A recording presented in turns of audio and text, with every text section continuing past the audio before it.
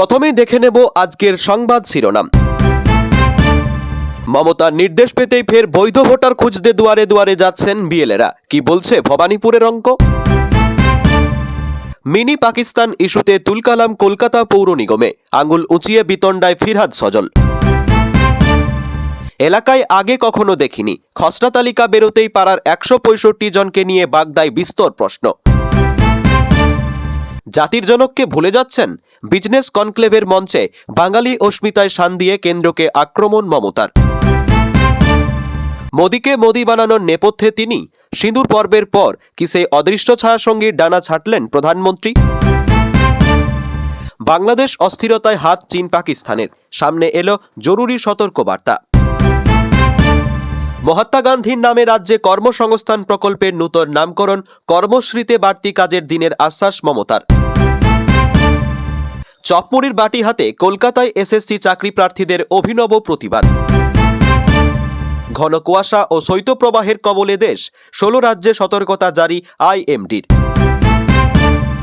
1 কোটি রোহিঙ্গা আর বাংলাদেশি নিয়ে মিথ্যাচার ফাঁস, বিজেপিকে ক্ষমা চাইতে বললেন অভিষেক। ঠাঁই হবে না, প্রেমের টানে সীমান্ত পেরিয়ে আসা বাংলাদেশি তরুণীকে ফিরিয়ে দিল বিএসএফ। ঘোমটা খোলা বিতর্ক, পাকিস্তানি ডনের হুমকির পরেই নীতীশের নিরাপত্তা বাড়ানো হলো। প্রধানমন্ত্রীর বঙ্গ সফরের পরই বাংলায় আসছেন অমিত শাহ, কবে আসবেন তৎপর পদ্ম নেতারা। 5 লক্ষ টাকা পণ দিতে না পারায় 22 বছরের তরুণীকে পিটিয়ে হত্যা, বারাসাতে গ্রেপ্তার স্বামী। কেন্দ্রকে দেখিয়ে কর্মশ্রীর নাম বদলালেন মমতা বন্দ্যোপাধ্যায়, জুড়লেন মহাত্মা গান্ধীর নাম। 90% মতুয়ায় ডাক পাবেন শুনানিতে, no BJP no Trinamool slogan মতুয়াগড়ে। এখনই হুমায়ুনের বাবরির জন্য দানের জমি অর্থের পরিমাণ চমকপ্রদ, পরিমাণ জানলে অবাক হবেন, দলিল এলো সামনে। চিটার বলে অপমান, মেশিকাণ্ডের জেরে লালবাজারের দ্বারস্থ সৌরভ গঙ্গোপাধ্যায়। ভারতের বিরুদ্ধে এত বড় ষড়যন্ত্র, পাক কমান্ডার দিচ্ছে বাংলাদেশিদের ট্রেনিং, কি জ্বলছে জানলে চমকে যাবেন। এবার বাবরের পথ ধরে 7 সিস্টারকে ছিনিয়ে নেওয়ার প্ল্যান বাংলাদেশিদের। সরকারি জমিতে মসজিদ হচ্ছে না, বাবরি সংক্রান্ত মামলা শুনবে না কলকাতা হাইকোর্ট। এসএসসি যোগ্য চাকরিহারাদের জন্য স্বস্তির খবর, সময়সীমা বাড়িয়ে বড় নির্দেশ সুপ্রিম কোর্টের। অপেক্ষার একদিন, রাজ্যে আসছে মোদি, সভার প্রস্তুতি ঘিরে সাজো সাজো রব। শিল্পায়নে মো স্বাক্ষরের নামে শুধুই মিথ্যা প্রতিশ্রুতি, মনমেজাজ ভালো নেই মুখ্যমন্ত্রীর, হাটে হাড়ি ভাঙলেন শুভেন্দু। 26-এর আগে ফের শিল্পায়নের মিথ্যে প্রতিশ্রুতি মমতার, কীর্তি ফাঁস করে বিস্ফোরক শ্রমিক। এসআইআর আবহে যেখানে এত বাংলাদেশি, সেই নিউটাউনেই অগ্নিকাণ্ড, সোচ্চার অমিত মালব্য। প্রিয় দর্শক, এবার আসছি বিস্তারিত খবরে। মুখ্যমন্ত্রী তথা ভবানীপুরের বিধায়ক মমতা বন্দ্যোপাধ্যায় নিজের বিধানসভার বিএলএদের নিয়ে বৈঠকে বসেছিলেন। তারপরই এলাকায় এলাকায় স্ক্রুটনি করতে বেরিয়ে পড়েছেন বিএলএ প্রত্যেকেই। মঙ্গলবার এসআইআরের খসড়া তালিকা সামনে এসেছে, তাতেই দেখা যাচ্ছে এই ভবানীপুর থেকেই বাদ পড়েছে 44,786 জনের নাম। তা নিয়ে রাজনৈতিক মহলে চর্চা চলছে পুরো মাত্রায়, বিরোধীরাও নানা মন্তব্য করতে শুরু করেছেন।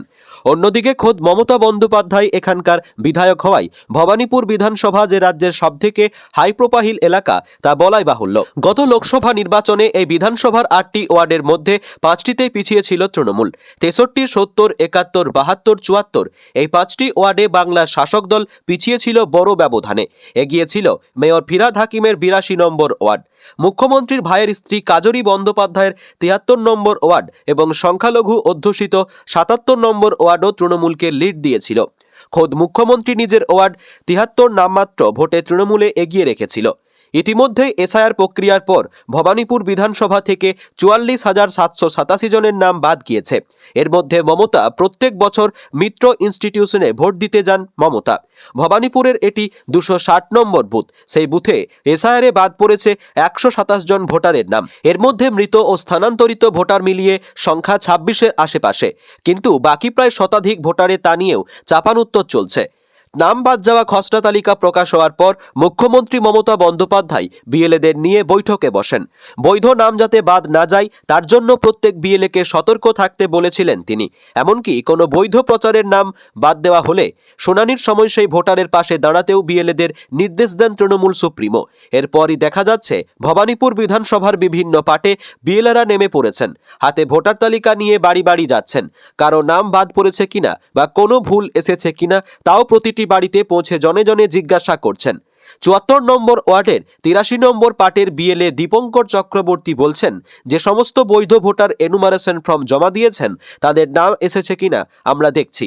মমতা বন্দ্যোপাধ্যায় ফিরহাদ হাকিম বলে দিয়েছেন, বাড়ি বাড়ি স্ক্রুটনি করতে হবে। নির্বাচন কমিশনের কোনো গাফিলতিতে যদি বৈধ ভোটারের নাম বাদ দিয়ে থাকে তাহলে তাদের নাম যাতে আবার চলে আসে আমরা সেই ব্যবস্থা করে দেব, তাই চেক করছি।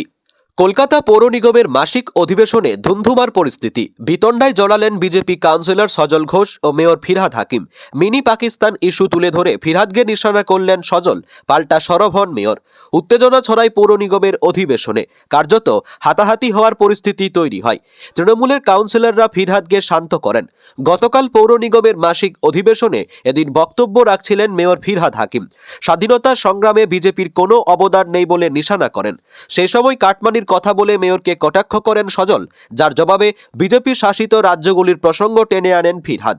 মধ্যপ্রদেশে ব্যাপক কেলেঙ্কারির কথা তুলে ধরেন। বিজেপিকে নিশানা করে ফিরহাদ বলেন, ভারতের সংস্কৃতিকে শেষ করে দিচ্ছে, ভারতের ঐতিহ্যকে শেষ করে দিচ্ছে। পাকিস্তানের সঙ্গে শ্যামাপ্রসাদ মুখোপাধ্যায়ের যোগের অভিযোগ টেনেও সরব হন কলকাতা পৌর নিগমের মেয়র। তখনই সজল বলেন, আপনি মিনি পাকিস্তান বলেছিলেন। বিজেপি বারবার অভিযোগ করে পাকিস্তানের একটি সংবাদ মাধ্যমকে সাক্ষাৎকার দিতে দিয়ে ফিরহাদ একবার বলেছিলেন কলকাতায় মিনি পাকিস্তান রয়েছে।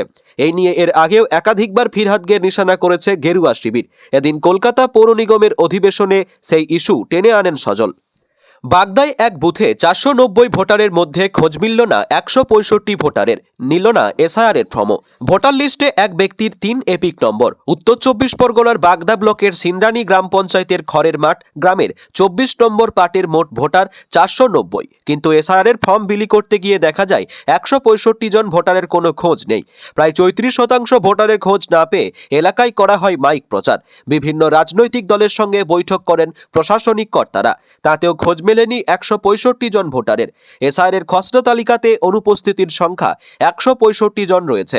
অন্যদিকে এই গ্রামের বাসিন্দা আকাশ মল্লিকের ছবিতে ৩টি আলাদা এপিক নম্বর রয়েছে ভোটার লিস্টে। এ বিষয়ে বাগদার বিডিও অখিল মণ্ডল জানিয়েছেন, সিন্দ্রানী গ্রাম পঞ্চায়েতের ২৪ নম্বর পাটের ১৬৫ জন ভোটারের খোঁজ মেলেনি। আমরা এ বিষয়ে এলাকায় প্রচার করেছি এবং বিএলও এলাকায় খোঁজ নিয়েছেন, কিন্তু এই ১৬৫ জনের কোনো খোঁজ মেলেনি। হতে পারে এর মধ্যে অনেকে পরিযায়ী শ্রমিক থাকতে পারেন। এত বেশি ভোটার অনুপস্থিত কেন সেই প্রসঙ্গে বিডিও জানিয়েছেন, এটা এখনই বলা সম্ভব নয়। অন্যদিকে এই ঘটনা নিয়ে শুরু হয়েছে রাজনৈতিক চর্চা। বিজেপির পঞ্চায়েত সদস্য কল্পনা মণ্ডল দাবি করেছেন, এই বিপুল সংখ্যক অনুপস্থিতি ভোটারদের আমরা এলাকায় আগে কখনো দেখিনি।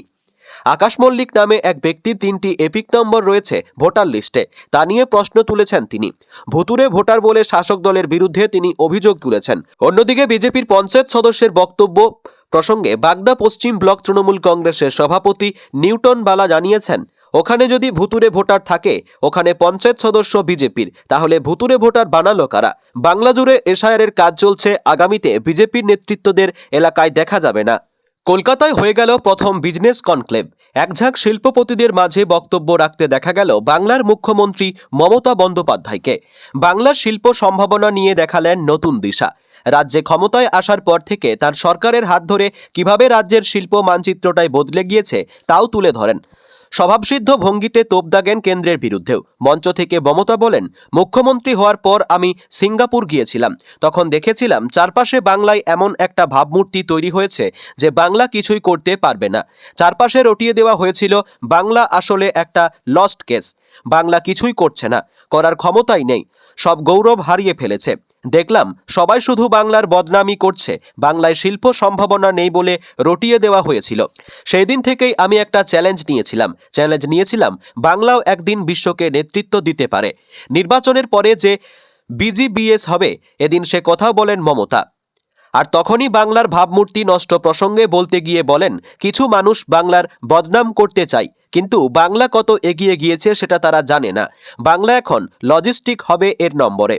সম্প্রতি মনরেগা প্রকল্পের নাম বদলে ফেলেছে কেন্দ্রীয় সরকার। তা নিয়ে এদিন কেন্দ্রের বিরুদ্ধে সুর চড়াতে দেখা যায় মমতাকে। খানিক ক্ষোভের সঙ্গেই বলেন, ১০০ দিনের কাজ থেকে গান্ধীজির নাম সরানো হয়েছে, জাতির জনককে ভুলে যাচ্ছেন। ভাবা যায়? আমাদের প্রকল্পের টাকা আটকে দিলেও আমরা দিয়ে যাচ্ছি। আমরা ভিক্ষা চাই না। গান্ধীজিকে শ্রদ্ধা জানিয়ে আমরা কর্মশ্রী দিচ্ছি। নেতাজি, রবীন্দ্রনাথ, আমরা সকলকে শ্রদ্ধা করি। তারপরও বাংলার বদনাম করা হয়। আমি প্রধানমন্ত্রীকে বলবো, এমন কিছু করবেন না যেটা পরে আপনার কাছে ফিরে আসে। আমরা মানবিকতার পক্ষে।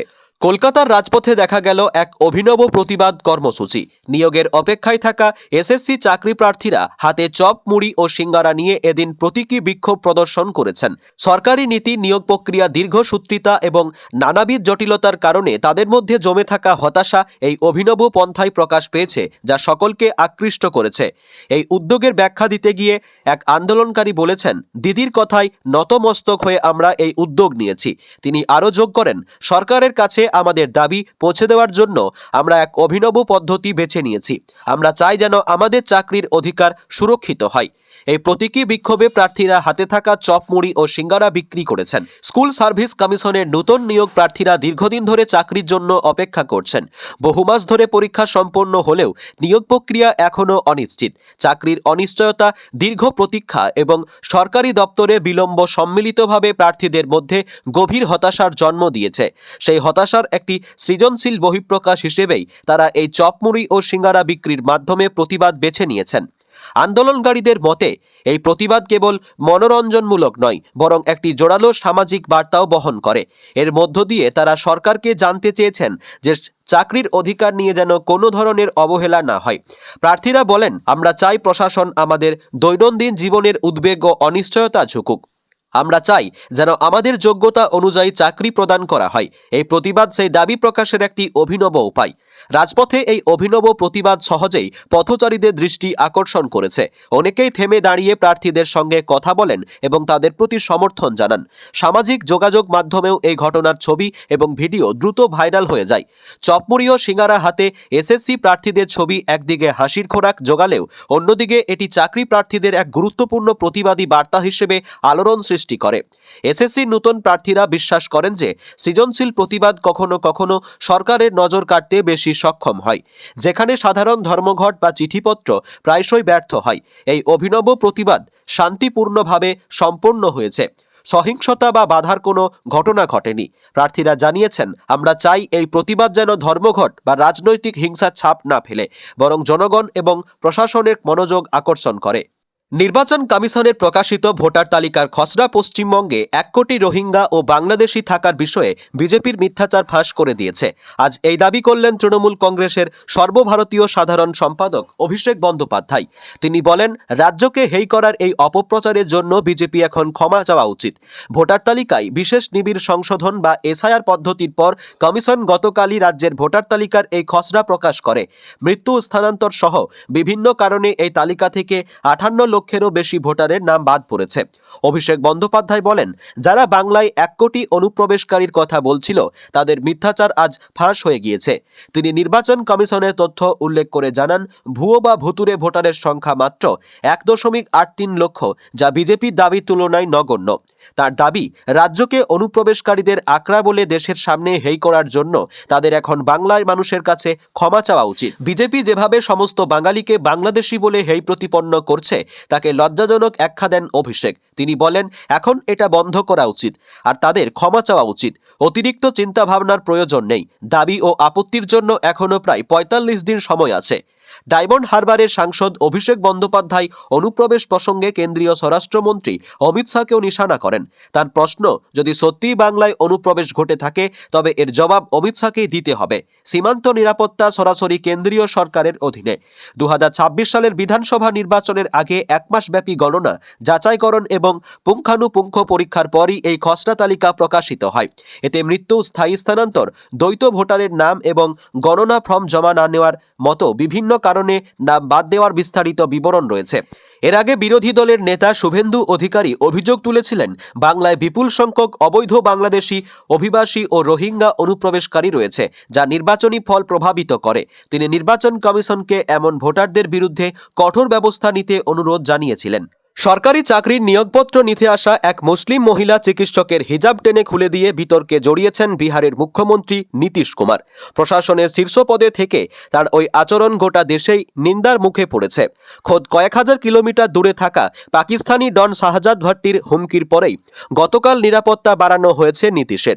খোদ বিহার পুলিশের ডিজি ও এডিজি বিশেষ নজর রাখছেন নিরাপত্তা ব্যবস্থার দিকে। বিহার পুলিশের এক আধিকারিক জানিয়েছেন, হিজাব বিতর্কে মুখ্যমন্ত্রী নীতিশ কুমারের বিরুদ্ধে দেশজুড়ে বিতর্ক শুরু হয়েছে। বেশ কয়েকটি উগ্র মুসলিম সংগঠন বদলা নিতে মুখ্যমন্ত্রীর উপর হামলা চালাতে পারে বলে আশঙ্কা রয়েছে। তাই আপাতত নীতিশ কুমারে ঘিরে থাকা নিরাপত্তা বলয় আরও নিশ্চিদ্র করা হচ্ছে। সাধারণ মানুষের সঙ্গে সাক্ষাৎ নিয়ন্ত্রণ করা হচ্ছে। যেসব অনুষ্ঠানে মুখ্যমন্ত্রী যোগদানের আমন্ত্রণ আসছে, সেখানকার উদ্যোক্তাদের নিয়ে বিশেষ খোঁজখবর নেওয়া হচ্ছে। এদিন পাটনায় মুখ্যমন্ত্রীর সরকারি বাসভবনে এক সরকারি অনুষ্ঠানে আয়ুষ চিকিৎসকদের হাতে সরকারি হাসপাতালে চাকরির নিয়োগপত্র তুলে দেওয়া হয়। অনুষ্ঠানে হাজির ছিলেন মুখ্যমন্ত্রী নীতিশ কুমার। সব ঠিকঠাকই ছিল, কিন্তু এক মুসলিম মহিলা তরুণী চিকিৎসককে দেখে নিজের বিকৃত মানসিকতাকে লুকোতে পারেননি বিহারের মুখ্যমন্ত্রী। নিয়োগপত্র হাতে তুলে দেওয়ার সময় আচমকাই ওই তরুণী চিকিৎসকের হিজাবের দিকে ইঙ্গিত করেন। তারপরে সবাইকে চমকে দিয়ে তরুণীর হিজাব টেনে খুলে দেন। তরুণী থেকে শুরু করে সবাই অপ্রস্তুত অবস্থায় পড়ে যান। কিন্তু মুসলিমদের ধর্মাচরণে আঘাত করেও নির্লজ্জের মতো দাঁত বের করে হাসতে থাকেন নীতিশ ও তার পাশে থাকা দুই আধিকারিক। অথচ সেই সময় মঞ্চে থাকা বিজেপি নেতা তথা উপমুখ্যমন্ত্রী সম্রাট চৌধুরীকে খানিকটা বিড়ম্বিত লাগছিল।